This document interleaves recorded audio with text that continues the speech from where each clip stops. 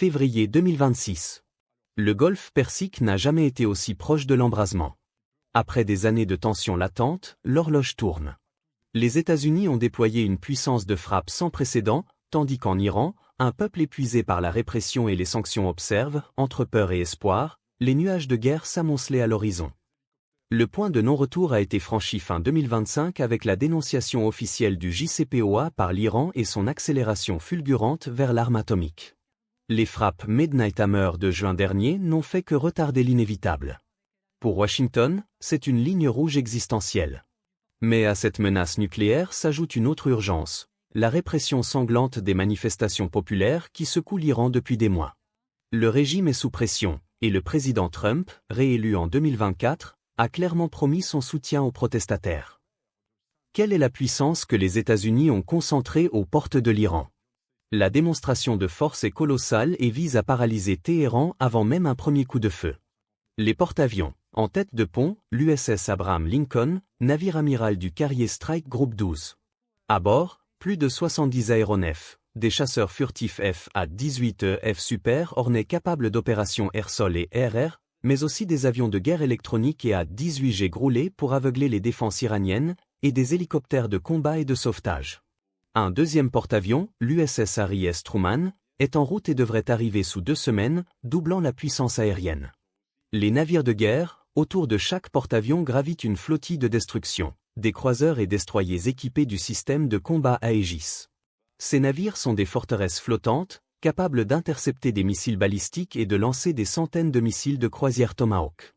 Des cibles spécifiques en Iran, des sites nucléaires aux bases militaires, sont déjà préprogrammés dans leur système. La puissance aérienne terrestre, mais la force ne vient pas seulement de la mer. Dans des bases régionales secrètes, des dizaines de F-22 Raptor et F-35 Lightning II sont prêts. Ces chasseurs de 5e génération, furtifs et polyvalents, peuvent pénétrer l'espace aérien iranien sans être détectés. À leur côté, des bombardiers stratégiques B-52 Stratofortress et B-1B lancés, capables de délivrer des bombes de précision à longue portée, bien au-delà de la portée des défenses iraniennes. Les forces spéciales, moins visibles, mais tout aussi létales, les unités des forces spéciales, dont les Navy SLS et la Delta Force, sont déjà déployées.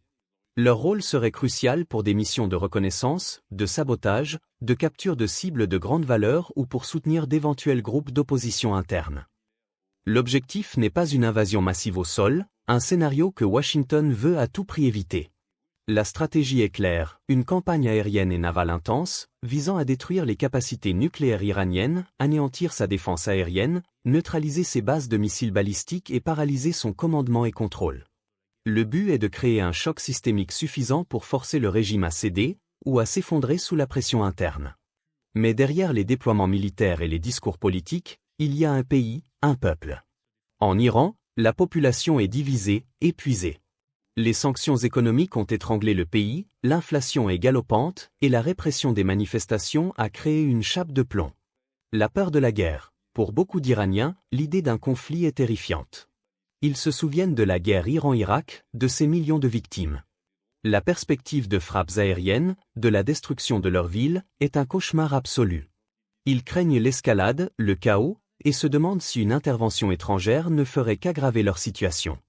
L'espoir d'un changement, d'autres, particulièrement parmi la jeunesse et les manifestants, voient dans l'ultimatum américain une lueur d'espoir.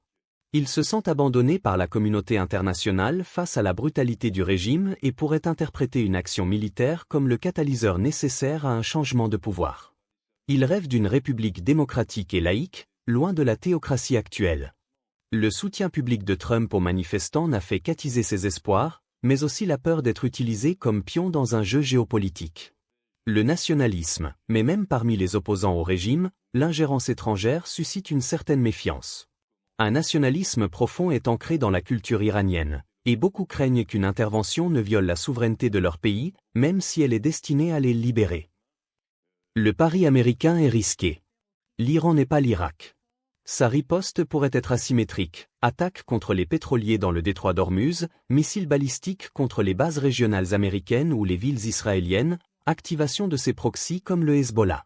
Un conflit, même limité, pourrait rapidement dégénérer, déstabilisant l'ensemble du Moyen-Orient et provoquant un choc pétrolier mondial. L'incertitude règne et le monde retient son souffle. Le destin de l'Iran et de la stabilité régionale est en jeu. Les États-Unis ont mis leurs cartes sur la table, déployant un arsenal qui pourrait redessiner la carte du Moyen-Orient.